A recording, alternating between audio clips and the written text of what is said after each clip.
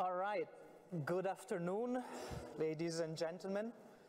Welcome to this session on development reimagined.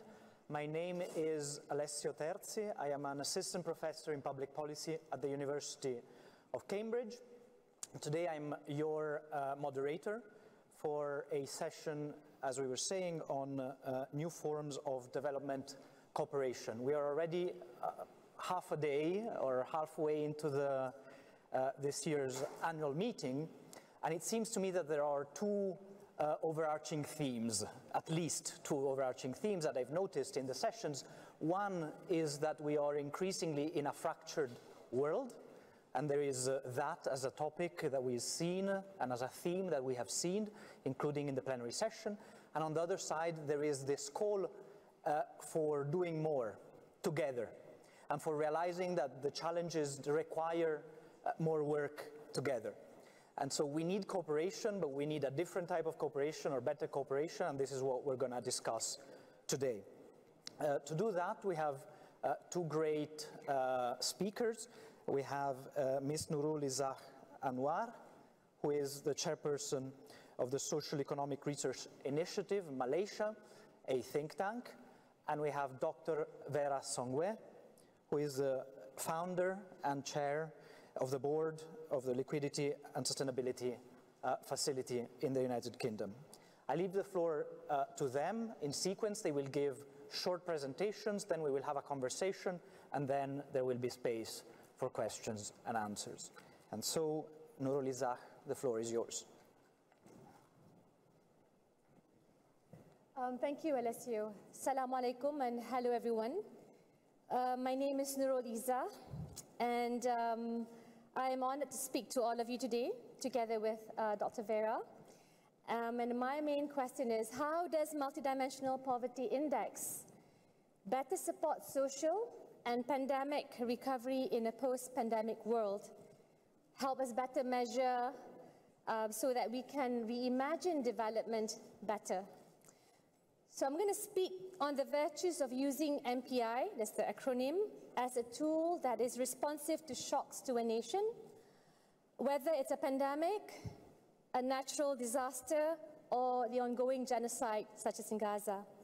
Many of us here have bounced back from the pandemic, but many continue to suffer. Now, in parts of Malaysia where I'm from, we try to understand COVID as a phenomenon through the multidimensional impact on lives. And then I'll suggest ways to address the scarring in the pandemic and welcome your feedback. Now, my first term, which Alessio did mention, as a politician, as a member of parliament, I didn't do 12 focusing on policy, but it mattered, taught me the importance of accurately measuring poverty. It's not about income alone. I met kids from socially deprived homes facing challenges in attaining quality healthcare and education. So my team and I actually found numerous youth failing exams across the board, leading us to start a community empowerment program, tutoring program, resulting the E's and F's to A's and B's. In my third term, we were all hit by the COVID-19 pandemic. Now that's when I joined forces with Malaysian economist Professor Fatimah Kari to implement a multidimensional poverty index study sampling the low-income households at the height of the pandemic in my then constituency of Permatang, Pauh. Indeed, our study was just a snapshot, but I would argue a useful, rare picture in time. And as you can see in the UNDP's 2023 Global MPI report, you have share and number of people living in poverty by region, but it states that although this report makes best use of existing data, full data from after the COVID-19 pandemic are unavailable for all of the 110 countries by the Global MPI. So unfortunately, the data revolution seems to be leaving multidimensional poverty data behind. So truth is, we are living in a new post-COVID reality, but hardly enough studies, research, exist to cover just how much the pandemic kind of affected us all.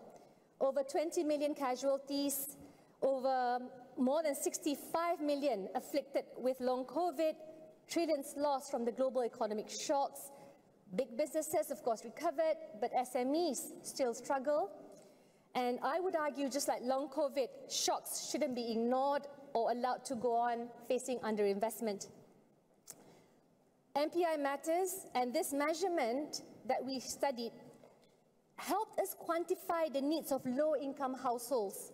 We use, of course, conventional measurements like savings post-income, basic infrastructure, but additionally, we added 3 more COVID-related measurements. First, the loss of employment and incomes due to the pandemic's economic and school closures.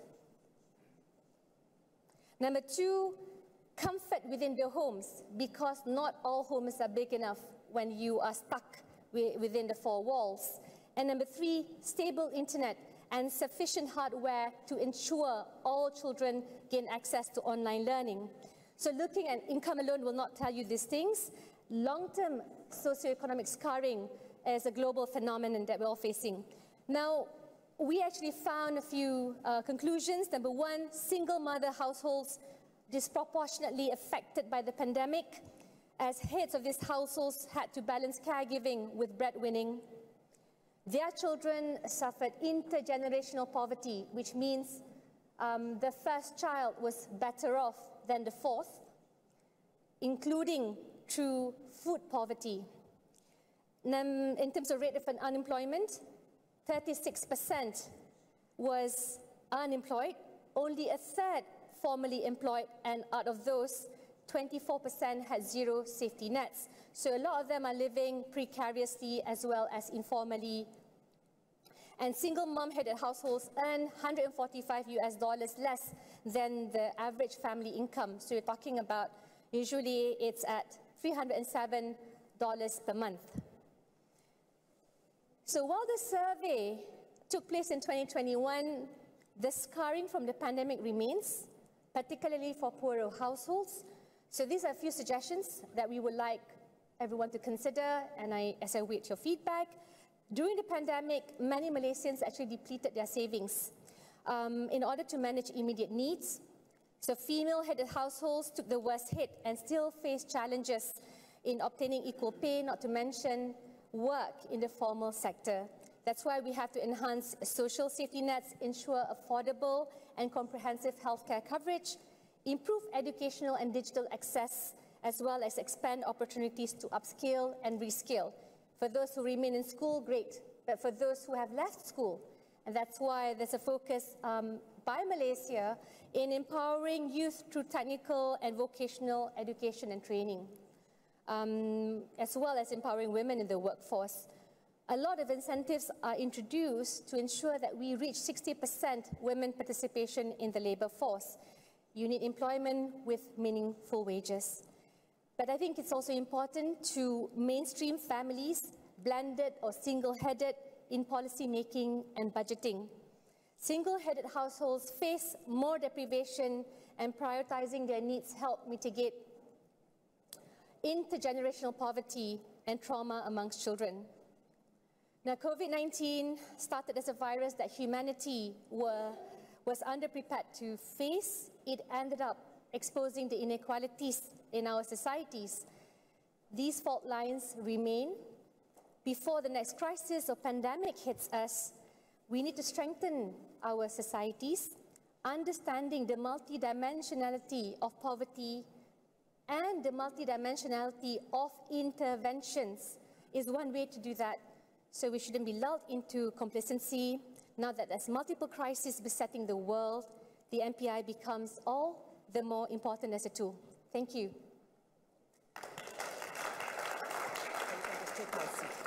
Okay.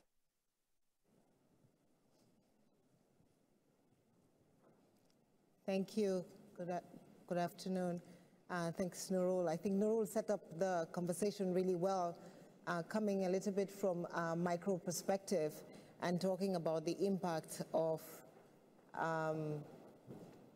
COVID on Okay, yes, it's happening. The impact of COVID on populations. I'm going to take it from the top. At the end of the day, it's the same problem that we're dealing with, which is what do we do when we have disparities, when we have inequalities, and how can we solve those problems? It is about resources. It is about measurement as well, and we need to do a lot more of that. On the screen, you see 3 slides. I'm going to talk about something that we're all very familiar with.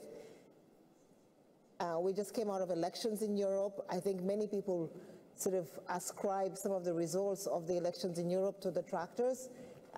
This was the farmers' strike because of the European decisions to do a little bit more of the green. We need $5.3 trillion if we need to do poverty reduction, education, health, infrastructure, and of course fight the climate crisis. But all of these are intertwined. You can't do one without the other. There is no longer, well, we need to invest in education. Investing in education is investing in climate. Investing in climate is investing in education.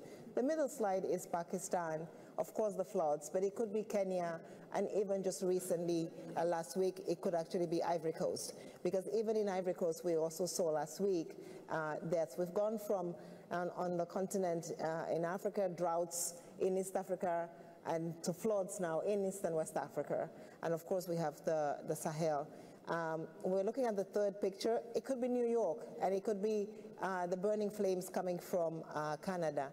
So again, from Europe, the center of the conversation, to Pakistan, to Africa, we're all suffering from the same case. And we have to remember, climate change is a global problem. It is not a problem that one can solve in one part of the world and hope that it will be solved across. It is a global common. We must take it as that. However, unfortunately, while we're in the midst of probably what is the biggest challenge that humankind is going to have to face, there is an 80% chance that between now and the next 5 years, we will actually hit the 1.5 planetary boundary. That is how close we are to it. This is according to the Secretary General in his latest op-ed, where he talked about, how close we are to the crisis. While global climate efforts are increasing, emerging markets are under a lot more strain. We are under a lot more strain because we're facing obstacles growing out of the COVID-19 and how the world responded to it, in particularly the advanced economies. In the advanced economies that we have looked at normally to fund a lot of what we need for climate change, the energy transition, as we know, requires anywhere in the order of about $400 billion annually to be able to actually make the transition. But for many of us in the developing world, in Africa in particular, in Southeast Asia, it's not just the energy transition, it's energy access. There's almost 660 million people that do not have access. Then there is the whole conversation around adaptation and resilience. We need another $250 billion annually to make sure that that happens. Loss and damage, fantastic results coming out of COP28, actually beginning with COP27 in Egypt, where finally a fund was decided. In the UAE, there was a decision about how to implement and fund that fund, but we know that the $100 billion that is supposed to go into that fund has not yet been fully pledged. Nature, 12% of global GDP comes from nature directly. Businesses make profit directly from nature, but 65% of our ecosystem has been depleted if we look back between today and 100 years. So these are the risks we are facing. As many of us know, many species are going into extinction. And these species are the ecosystem that essentially ensures that the world can continue to exist in the way we know it. But the problem is, many of the people that we have turned to say, let's help collectively solve this problem, has always been aid. We've gone to aid as the sort of solution. We've looked at the G7, we've looked to the G7. I think many of us were reading sort of the G7 communique to see what came out of Italy and what was going to be said and how much was going to be pledged.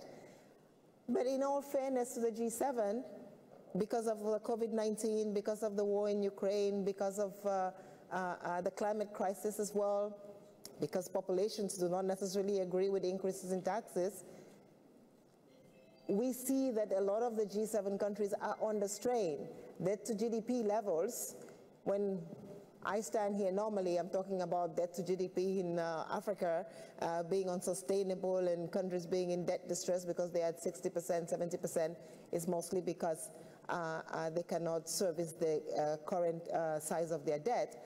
But look at those numbers, 123% debt to GDP in the United States, 255% debt to GDP in Japan, 144% debt to GDP. Most of the European nations have bridged the fiscal rule. And so a huge conversation that is happening in France today is about bridging the fiscal rule and seeing how one can reconstruct, and that is why some of the subsidies to the agriculture sector were taken away. Yes, there was also a climate conversation around that.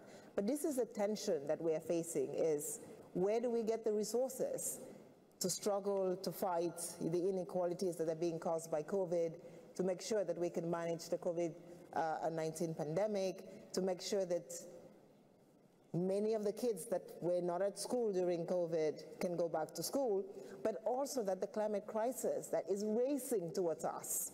As Nurul said, and we said in the IEG report, the world is on fire. But the world is on fire, and the people who normally should be providing the water hoses are running out of water. And so where is it, how can we collectively begin to respond to this crisis? And that is the big issue.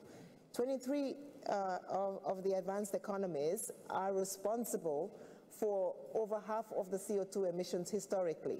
So, and we say 23, when you eat 23, over 11 or 12 of them are in Europe, so you take all of that out, and then you have the United States, Canada, Australia.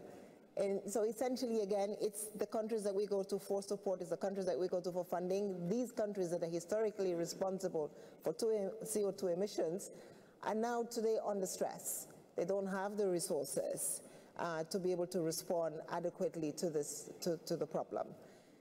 More than 150 countries are responsible for the other half. The tension in the conversation is also that the 150 countries that are responsible for the other half are also beginning to become high polluters. So when we look at India, we look at Indonesia, we look at Vietnam, we look at South Africa that are still using coal, there is still quite some emission coming out of those countries that we need to understand how we can provide resources for them to transition. They are hard to abate sectors. There are sectors where, yes, we want to transition, steel, cement, housing. If housing was a country, it would be responsible for 7% of CO2 emissions. There's a lot of innovation, a lot of research that needs to go into how do we transition. A lot of work is happening with hydrogen. How do you transition? But it requires resources. Where do we get those resources? We all know where we can get those resources. One of them, of course, is the special drawing rights. Special drawing rights, as many of you know, are resources, fiscal resources, money creation that happens collectively. It has been mandated from the IMF, from creation 60 years ago. It has been issued 3 times. The first time in 1973, the second time in 2008 with the crisis, and again with the COVID crisis, 650 billion was issued. Of the 650 billion that was issued, only about 5% went to, 5.5% went to the African countries, about 4.2% went to IDA countries, which is the lowest, poorest countries in the world. About 17% went to emerging and developing countries. A lot of those resources stayed with the advanced economies. The advanced economies gave themselves $20 trillion during COVID to see how they could get out of the crisis. To respond to the climate crisis as well, we see the IRA, we see Japan giving itself a stimulus, we see China giving itself a stimulus, but we know because the climate crisis is a common crisis, doing innovation just in the United States or doing innovation just in China is not good enough. We have to be able to share and create a global governance platform that allows us to do this in a way that works and in a way where we can share actually this innovation so transition happens faster.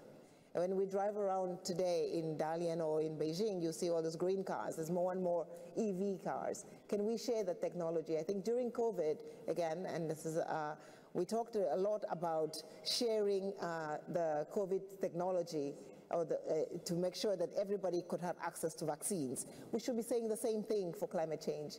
Any new technology that is needed to move us from one climate state to the next one and protects us and reduces emissions is what we need to share. And I think and I hope that as we begin to have these conversations on how we create new global governance systems, climate has to be at the center of that conversation on how we make sure that in 5 years we don't hit 1.5%. What does it mean hitting 1.5%? It means, as we saw in all of this, a lot more hurricanes. The small island development states essentially get flooded, is what we are looking at. If you're Barbados, you get hit and 40% of your GDP with one hurricane disappears. We all know that if you have the resources today to fight climate change, the cost of putting resources into climate change today is cheaper than if we waited a few more years. So we do need to make sure that we can put the resources into climate. Thank you very much for your attention.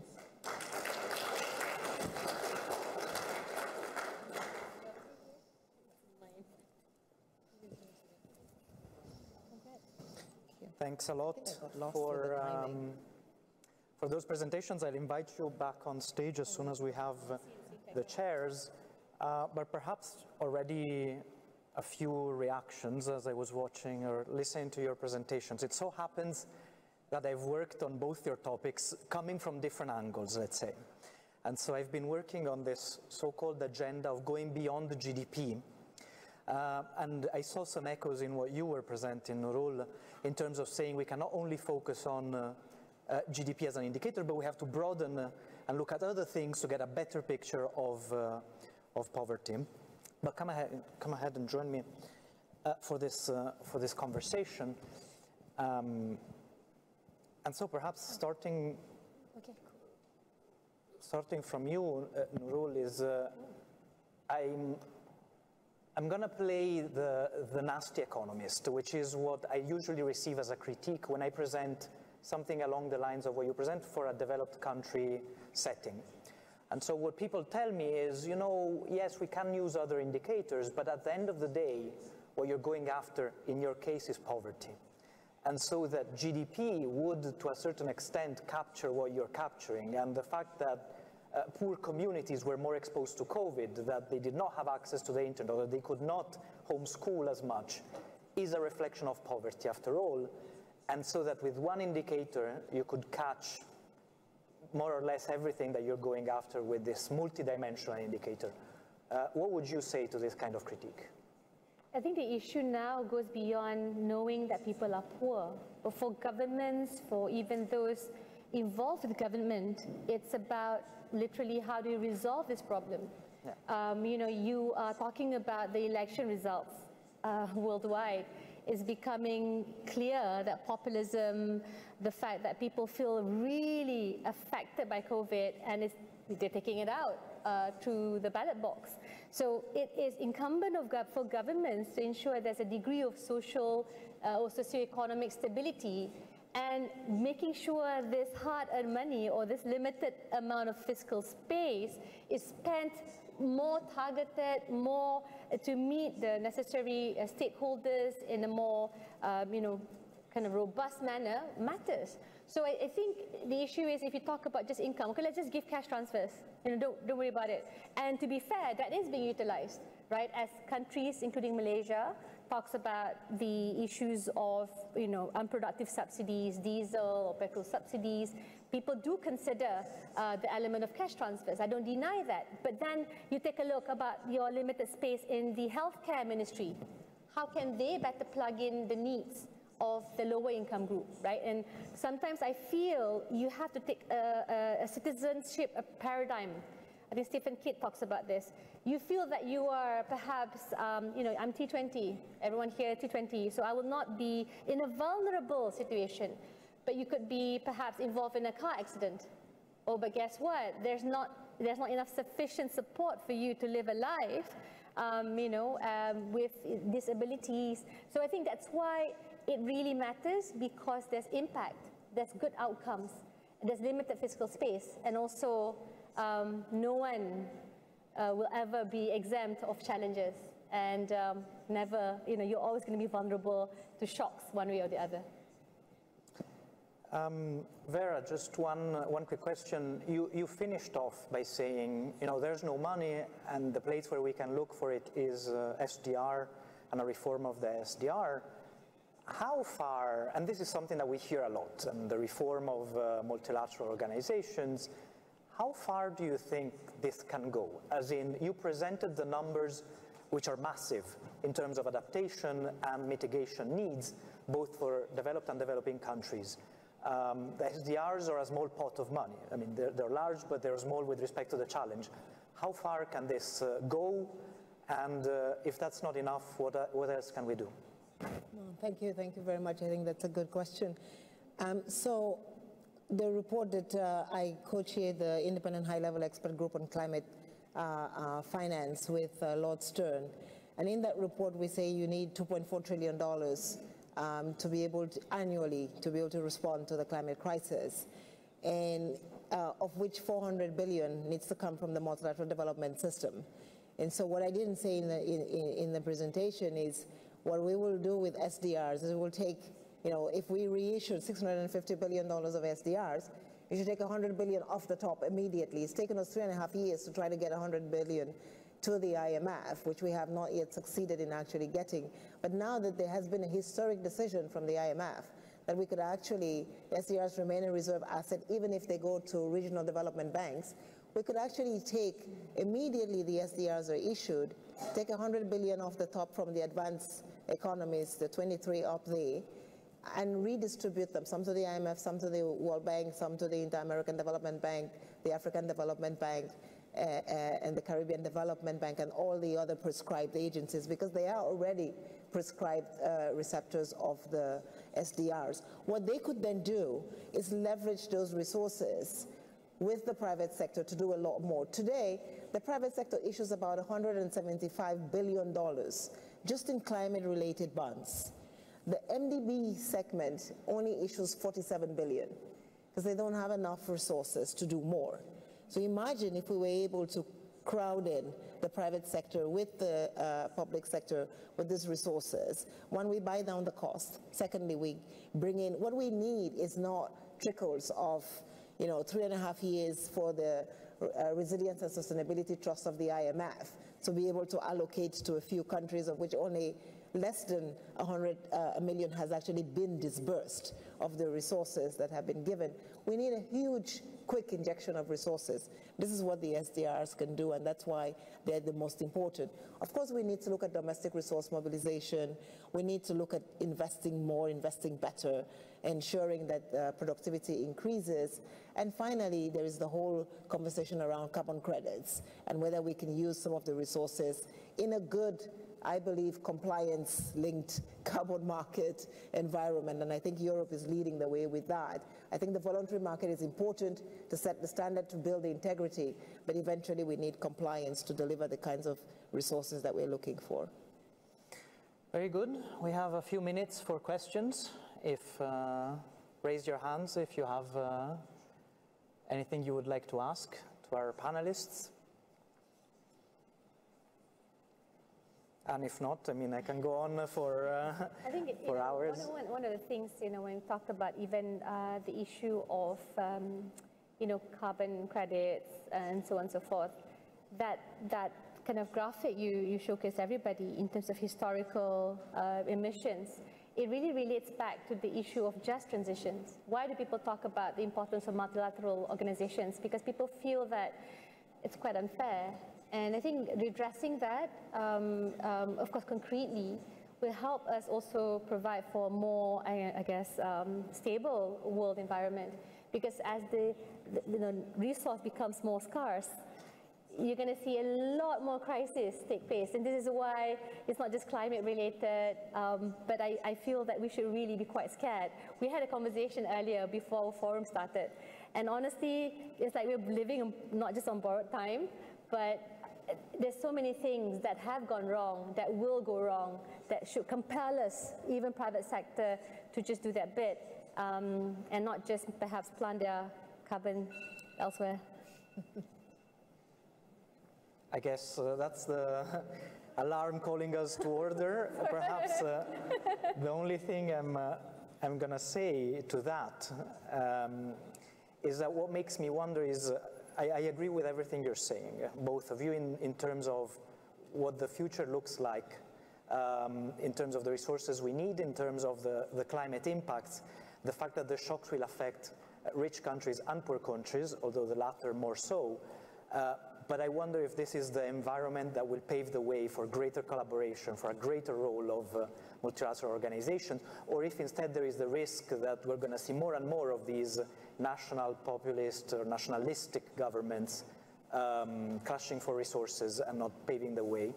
Nonetheless, I think that the message that you are channeling is the right one, and so thanks a lot for doing so at the World Economic Forum, and have a nice rest of the afternoon.